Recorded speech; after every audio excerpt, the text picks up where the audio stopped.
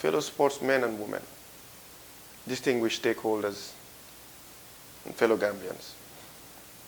27th of August 2022 will go down the annals of history as a turning point in Gambian football development. There's every indication for that. However, we all want to be remembered for the right reasons, that we contributed to bring in change in our football, and that is change for better. Of recent, there's a series of information that is going around on social media and other platforms about my humble self being denied access as a delegate to the GFF Elective Congress. But I want to ask all my supporters to exercise decorum, patience, and understanding whilst we take care of this in the right manner.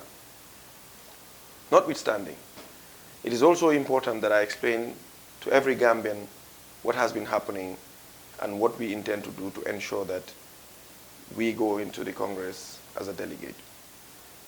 First of all, when I was submitting my nomination papers to the Gambia Football Federation Electoral Committee, on the form I indicated that I was General Secretary of Hawks, which was right at the time. And this form was submitted on the 28th day of July, 2022.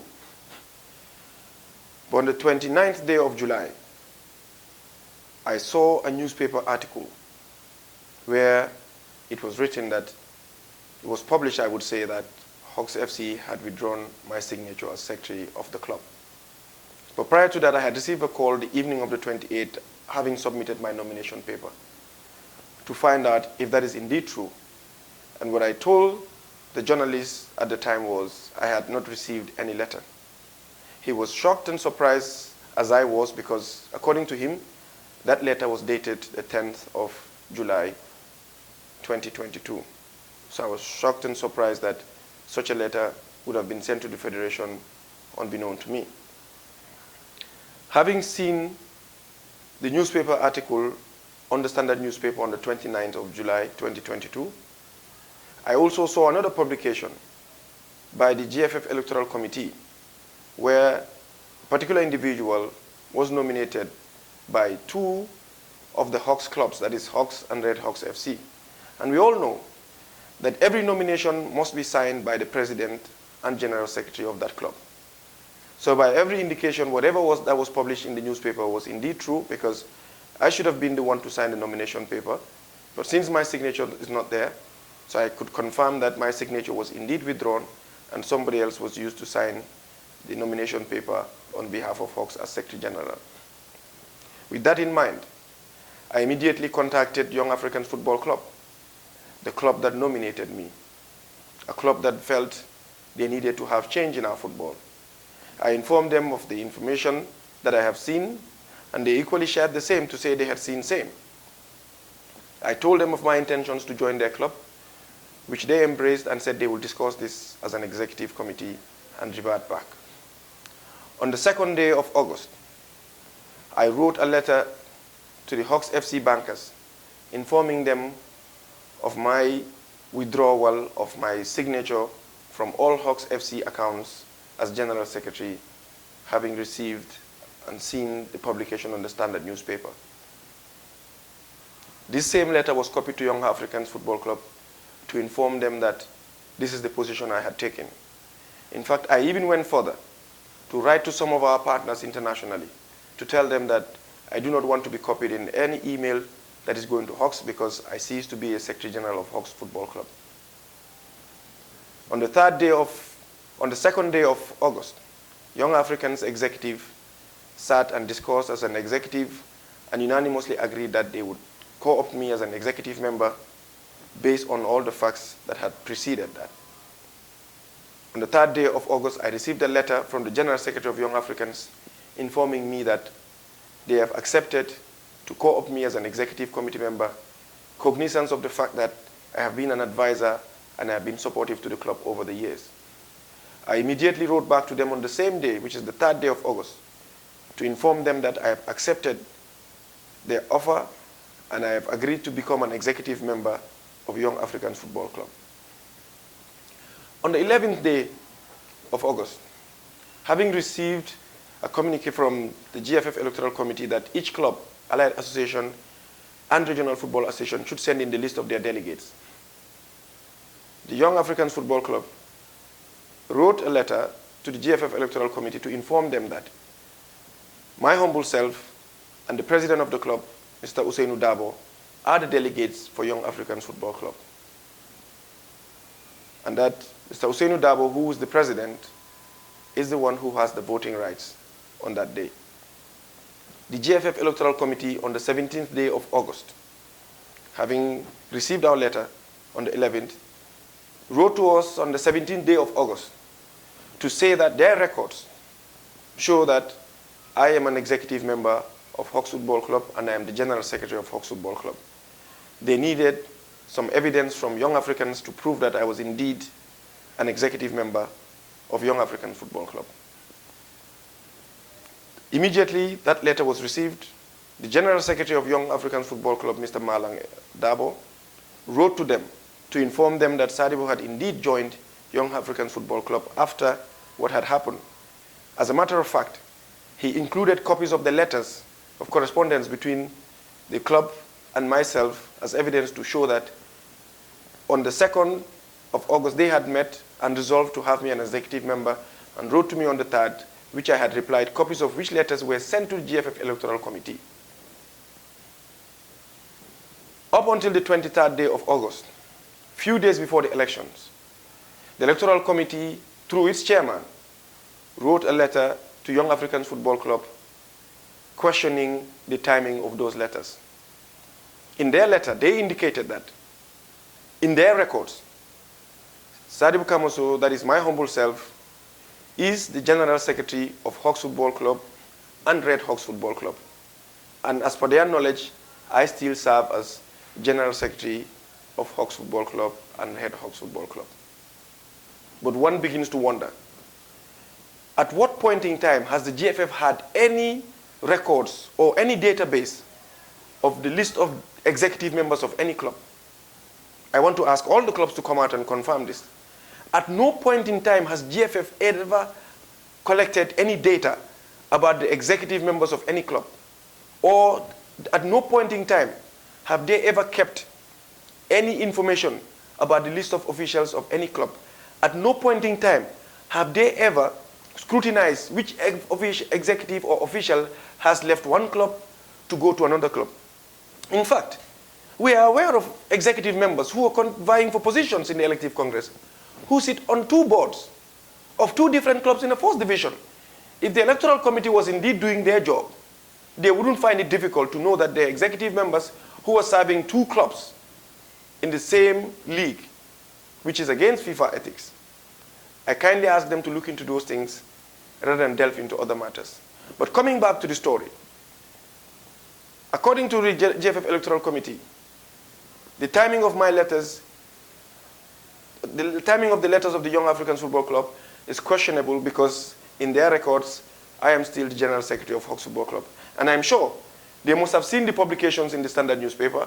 I am sure they must have received a copy of that letter because if I was indeed General Secretary of Hawks Football Club, the nominations that were filed by Hawks FC and Red Hawks FC should not stand because I, as General Secretary, should have been the one to sign those letters. But if my signature is withdrawn, it means I have every liberty to go and join every club because I am not under any bond for anybody to hold me anywhere to say I can stay. As a matter of fact, at no point in time have I ever seen any letter to say that my signature was withdrawn. Coming back to the story, we wrote a letter to the GFF Electoral Committee to remind them that what they are supposed to do as an electoral committee that is comprised of people of exemplary character is to ensure that there is free and fair elections in this August 27 GFF presidential elections to avoid any confrontation or any issues that may arise. Our football is at a crossroads and we expect the GFF Electoral Committee and any reasonable person to ensure that the election is conducted in a free and fairly manner to avoid disadvantaging any candidate. They know the reason why they do not want me to come in as a candidate. Because first of all, for the first time in the history of the Gambia Football Federation wants to bring an extraordinary congress before the elective congress. This has never happened. The GFF always has its congresses on different days from the elective congress. We've seen Nigeria has done it. They've had their congress period before the elective congress to avoid any issues. But this time around, for whatever reasons, the GFF leadership wants to amend our constitution on the day of elections to favor them against another group. We know this is against good governance. This is not in the interest of justice. Because what they intend to do is to amend our constitution with a clause that says that they want to create a fourth vice president position, and that fourth vice president position is written in a manner that the female football association president would automatically become a vice president, even though she wouldn't have to go through elections. Again, the amendments the GFF wants to bring in is that on the day of the elections, the fourth vice presidential candidate they want to bring would not even have to go for elections. Whoever is there as the president of the Women's Football Association would automatically be the fourth vice presidential candidate. This is wrong. This is against natural justice. This is bad governance. Because whoever wants position must go through normal electoral process. They must go through the nomination process.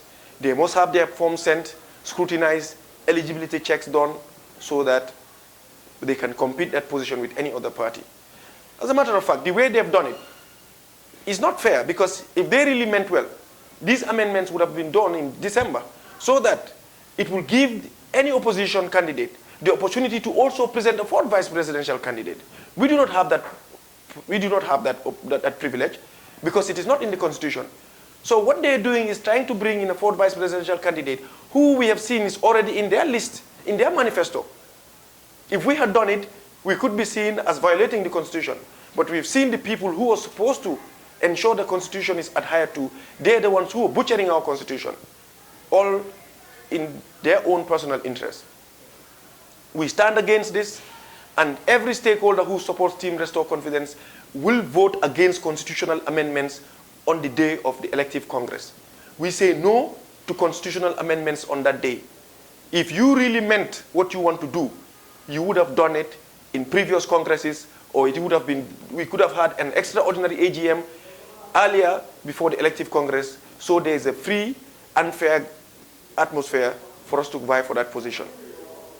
We have written a reply to them to inform them that at no point in time has the GFF had any records of any officials of any club.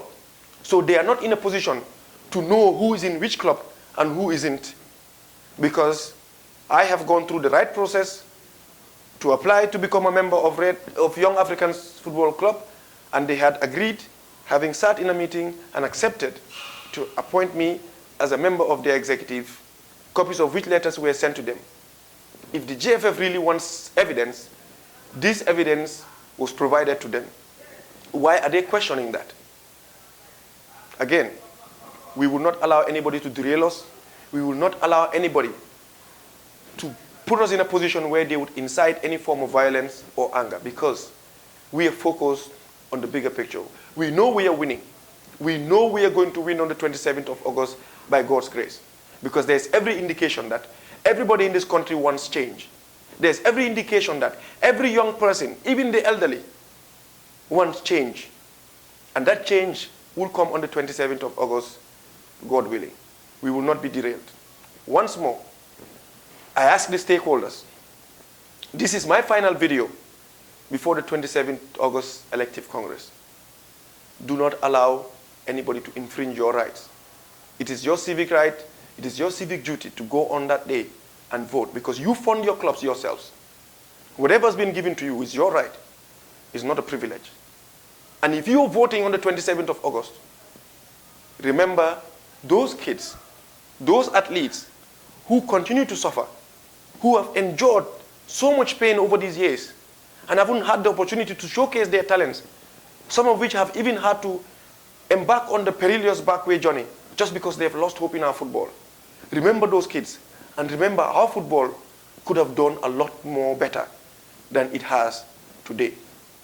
You're not voting for an individual, you're voting for change, and change for the better. We understand some of you cannot openly associate yourselves with individuals.